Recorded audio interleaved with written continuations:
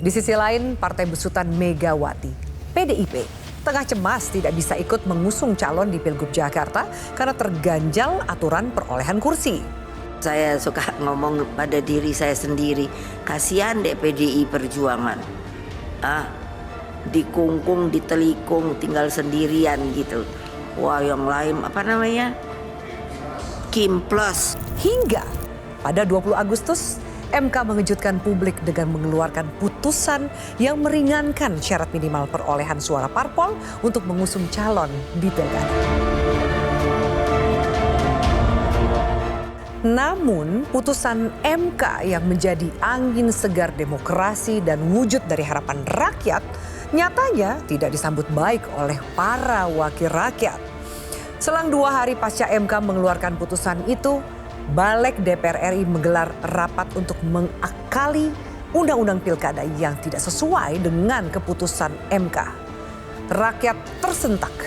Penolakan mereka memenuhi ruang media sosial dengan pesan darurat. Secara spontan, rakyat marah dan turun ke jalan. DPR dan KPU berupaya keras untuk meyakinkan publik untuk mematuhi putusan 60-70. Publik tidak melihat bahwa ini persoalan bukan soal sekedar patuh pada putusan MK belaka. Ya. Tapi ada hasrat politik luar biasa tinggi dari dinastinya Presiden Joko Widodo yang itu mempengaruhi betul oleh publik bahwa ini belum bisa diselesaikan. Dan saya yakin ini belum terselesaikan untuk beberapa dan demo hari ini belum akan selesai. Ya. Besok sudah pendaftaran. Bagi saya tidak cukup garansi perkataan dari seorang Bang Doli ya bahwa harusnya siapa? Ada orangnya di sebelah nih Mas. Harusnya siapa? Garansinya siapa? Bang Doli kan meyakinkan bahwa ya, pegang nama saya akan menjalankan putusan 60-70, bukan itu. Orang bukan soal percaya atau tidak percaya Doli Kurnia. Orang bicara soal percaya atau tidak percaya keluarga Presiden Joko Widodo. Dan publik sudah tidak percaya dengan keluarga ini dan inilah yang terjadi akhir-akhir ini. Betapa marahnya orang. Kita tidak melihat ada respon minta maaf dari keluarga ini. Keluarga ini seolah-olah ini bukan kerjaan tukang kayu.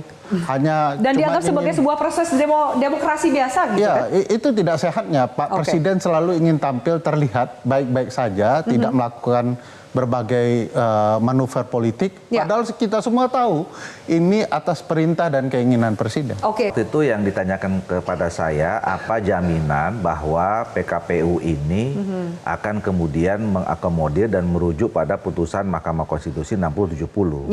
Saya bilang ya garansinya saya, karena saya yang memimpin rapat konsinyering, saya yang memimpin rapat konsultasi di RDP di DPR itu. Dan memang kami udah koordinasi ya. Saya waktu itu sudah bilang juga dari pertama tanggal 20 ya, saya kan normatif saja. Bahwa memang putusan Mahkamah Konstitusi itu kan final and binding gitu. Dan kalau misalnya tidak ada upaya politik atau upaya hukum lain, ya putusan Mahkamah Konstitusi itu, nah, ikuti saja. Dan itu berkonsekuensi dengan perubahan pada peraturan teknis berikutnya, KPU maupun Bawaslu. Nah, kalau Pak KPU dan Bawaslu mau merubah peraturan, itu harus konsultasi dulu ke Komisi 2 bersama dengan pemerintah. Ya kami menjalankan itu saja. Nah, cuman kemarin karena saya lihat eskalatif, situasinya semakin eskalatif gitu ya.